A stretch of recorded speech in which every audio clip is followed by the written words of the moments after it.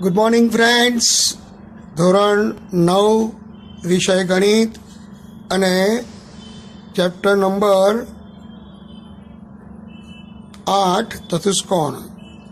મિત્રો, ગુજરાત માધ્યમિક શિક્ષણ બોર્ડે આ ચેપ્ટરમાંથી થિયરી અને માત્ર 8.1નો એક દાખલો જ આપણે કોર્સમાં છે આ વર્ષ પૂરતું, એટલે આપણે એ પ્રમાણે અભ્યાસ કરીશું. થોડું રિવિઝન કરી લઈએ. ચતુષ્કોણના પ્રકારમાં સૌપ્રથમ સમલંબ ચતુષ્કોણ.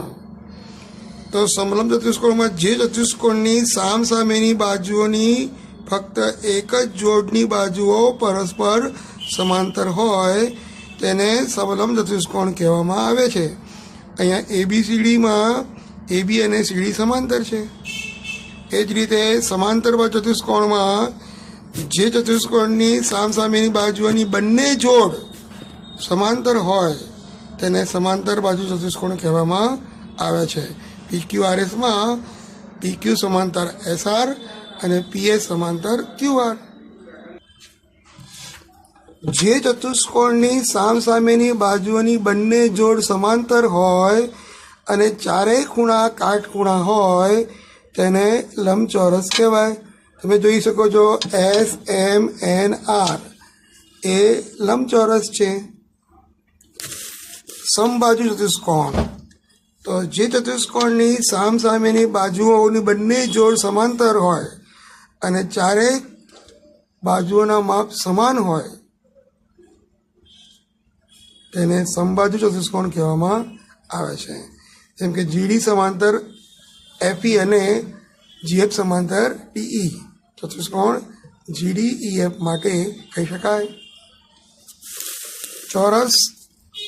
મિત્રો, જે ચતુષ્કોણની સામસામેની બાજુઓની બંને જોડ સમાંતર હોય અને ચારે બાજુઓના માપ સમાન હોય અને ચારે ખૂણા કાટખૂણા હોય તેને ચોરસ કહેવામાં આવે છે. અહીંયા AD સમાંતર BC અને AB સમાંતર DC. એ જ રીતે તમે જોઈ શકો છો કે ખૂણો A બરાબર ખૂણો B બરાબર ખૂણો C બરાબર ખૂણો D બરાબર 90. જે ચતુષ્કોણની પાસેની બાજુઓની બંને જોડ સમાન હોય જેમ કે AD અને DC, AB અને BC, તો તે ચતુષ્કોણને પતંગાકાર ચતુષ્કોણ કહેવામાં આવે છે. હવે આપણે આગળના ટોપિક પર જઈએ. સમાન પરિમિતિવાળા લંબચોરસ અને સમાંતર બાજુ ચતુષ્કોણની વાત કરીએ તો લંબચોરસ જે છે એની પરિમિતિની વાત કરીએ આપણી પાસે. તો પરિમિતિ એટલે લંબચોરસની ચારે બાજુનો સરવાળો. તો AB વત્તા BC વત્તા CD વત્તા AD. અહીંયા ABનું માપ કેટલું છે? 3 સેન્ટીમીટર અને ADનું માપ છે 4. આથી BCનું માપ પણ 4 થશે અને CDનું માપ ABનું માપ 3 છે એટલે CDનું માપ 3 થશે. એટલે કે AB બરાબર 3, BC બરાબર 4, CD બરાબર 3 અને AD બરાબર 4. એટલે ચારે ચાર બાજુનો સરવાળો 14 થશે. સમાંતર ચતુષ્કોણની પરિમિતિ શોધવી હોય તો એમાં ચારે બાજુનો સરવાળો કરવો પડે. તો AB વત્તા BC વત્તા CD વત્તા AD. અહીંયા પણ એ જ રીતે કરીશું. AB બરાબર 3, BC બરાબર 4, CD બરાબર 3, AD બરાબર 4. આમ કુલ ચારે બાજુનો સરવાળો 14 થાય. ક્ષેત્રફળની વાત કરીએ તો સમાંતર બાજુ ચતુષ્કોણનું ક્ષેત્રફળ DP ગુણ્યા AB એ લંબચોરસના ક્ષેત્રફળ AB ગુણ્યા AD થી ઓછું છે, કારણ કે DP એ AD કરતાં નાના છે. તો આ પ્રમાણે મીઠાઈવાળો ટ્રેમાં તાસકમાં વધારે ટુકડાઓ સમાવેશ કરી શકે તે માટે સામાન્યતઃ મીઠાઈની દુકાનવાળા બરફીના સમાંતર બાજુ ચતુષ્કોણના આકાર આપે છે. હવે ટોપિક નંબર 8.4 સમાંતર બાજુ ચતુષ્કોણના ગુણધર્મો. બહુ જ અગત્યના છે. 10મા ધોરણ માટે આ ટોપિક બહુ જ મહત્વનો છે. સમાંતર બાજુ ચતુષ્કોણના ગુણધર્મો નીચે પ્રમાણે છે. તો ચોરસ, લંબચોરસ અને સમબાજુ ચતુષ્કોણ એ સમાંતર બાજુ ચતુષ્કોણ છે. પ્રમેય 8.1 સમાંતર બાજુ ચતુષ્કોણનો કોઈ પણ વિકર્ણ તેની બે એકરૂપ ત્રિકોણનું વિભાજન કરે છે.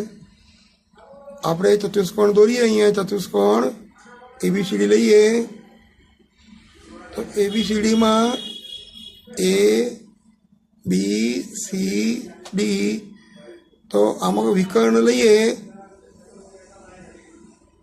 વિકર્ણ એસી લઈએ તો ત્રિકોણ એબીસી અને ત્રિકોણ સીડીએ.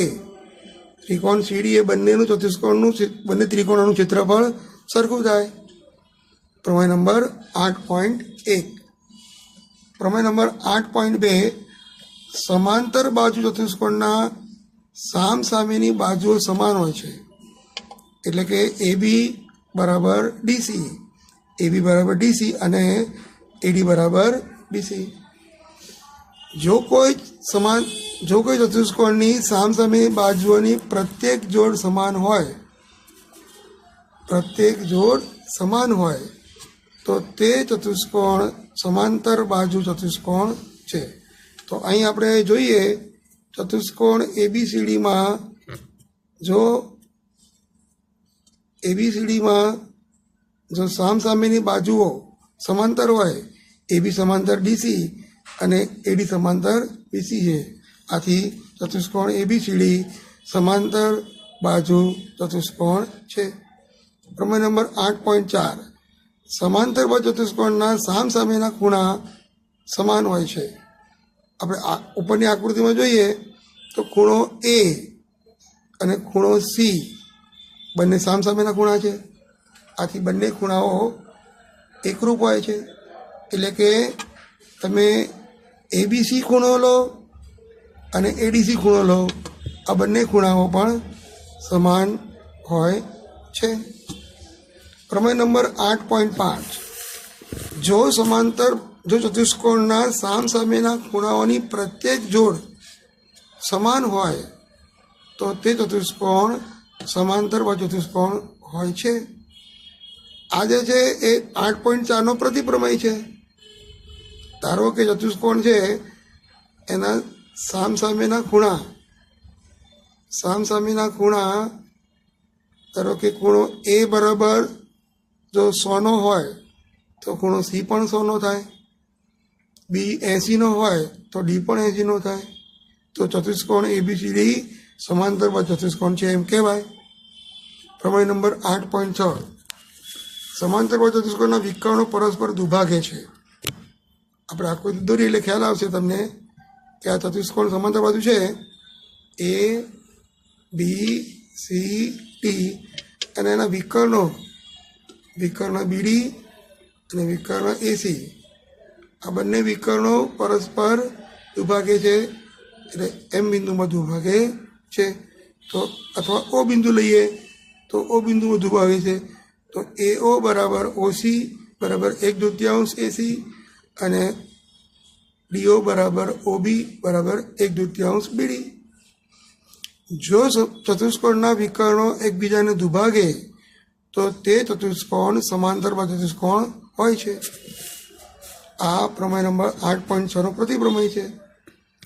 સમાંતર બાજુ ચતુષ્કોણનો કોઈ પણ વિકર્ણ તેની બે એકરૂપ ત્રિકોણમાં વિભાજન કરે છે.